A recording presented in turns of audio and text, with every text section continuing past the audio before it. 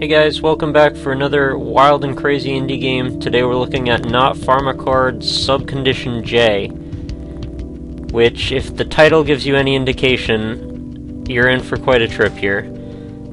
And also the giant seizure warning.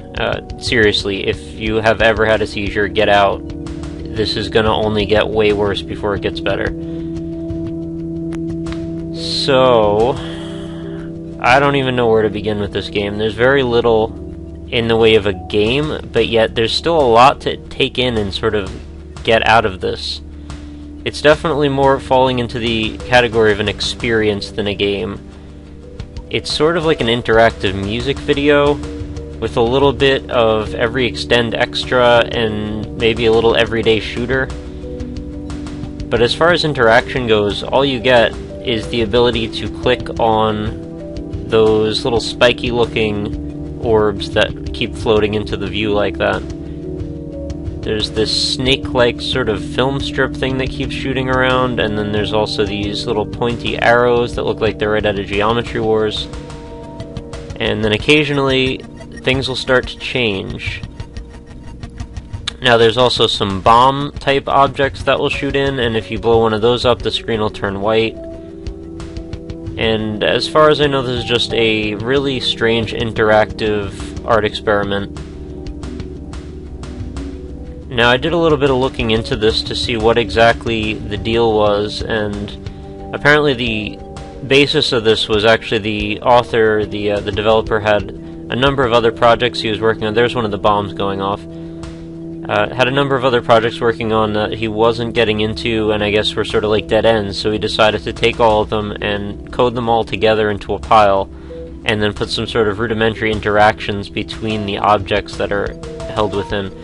And he also mentioned that it's based on the idea of bricolage, which is in art or music when things are sort of taken, like found object sort of things, and taken and stitched together with whatever you have at hand. So, that in mind, this definitely feels like it lives up to that title. It feels very much taken and stitched together with whatever you have at hand. It's very postmodern, it's very abstract, very expressionist.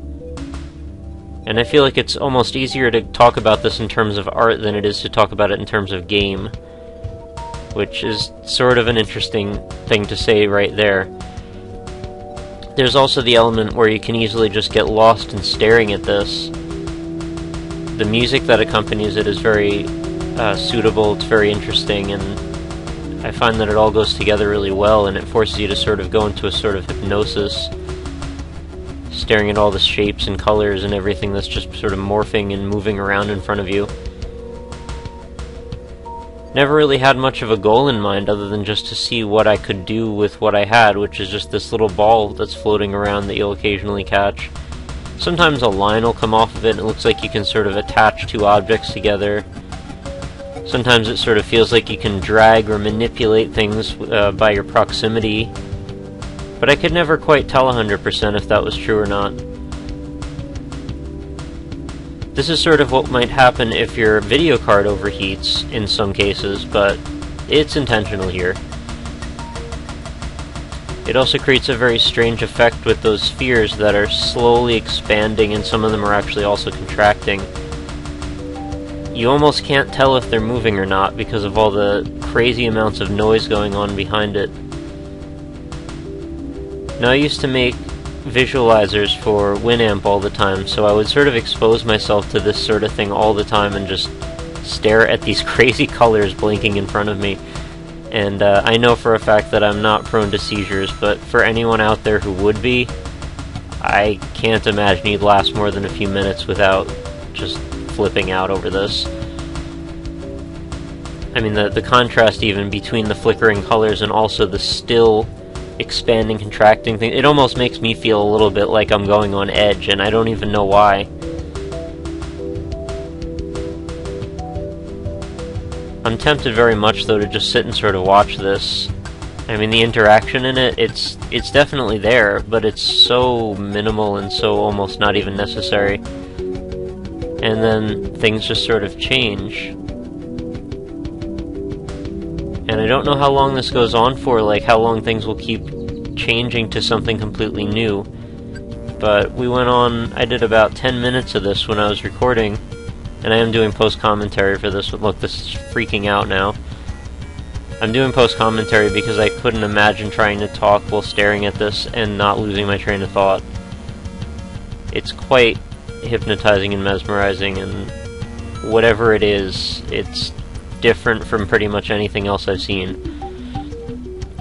Now there's this sort of like hand-drawn green goop in the corner, which will eventually split off into multiple pieces, and then there's sort of like some ping-pong flickery lines that are going to shoot around.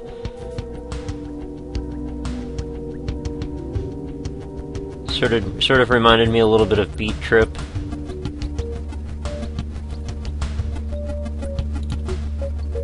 And the geometric shapes that keep popping out, they'll just keep coming, and then the spheres start flickering. And then there's these sort of folder-like shapes. I don't know what those are supposed to represent. Not that I really need to figure it out. It is what it is. And most interestingly, I found out that this is actually a game you can win. There's an end screen to this. Now, I didn't discover it on my play of this, and the author said that getting to that point is sort of a weird condition, but he didn't share what that condition is. So that made me pretty curious, but I have no clue. I didn't feel like at any point I was doing anything that was making me win or lose the game, so it's kind of hard to tell what conditions you can have. There's like Wonder Bread going on in the center there. The lasers flickering like mad.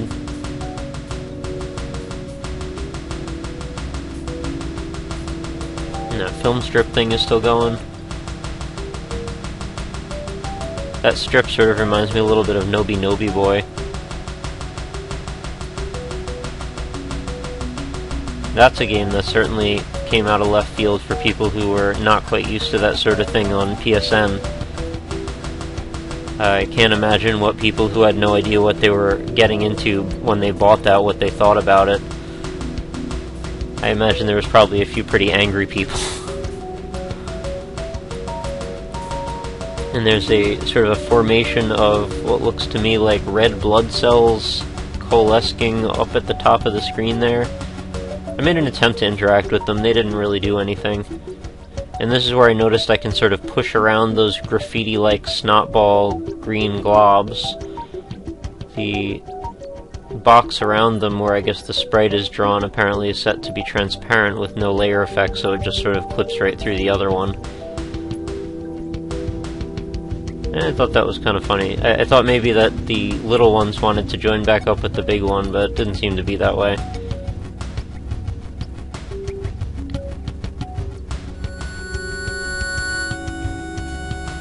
I'd be very curious to grab the soundtrack to this. I'm sure I could listen to it for quite a while. It's, like I said about 5 times, pretty interesting and hypnotizing.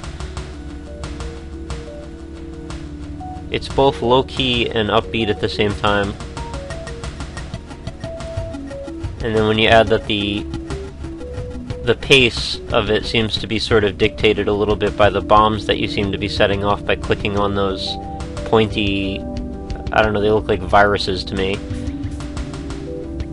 So you click them, they switch over to those like American Gladiator battle spheres, and then eventually they explode at some random interval, and then you'll see they'll chain, sort of like in every Extend Extra, which is why I mentioned that before. And that action of them exploding is going to actually set percussion to what's going on.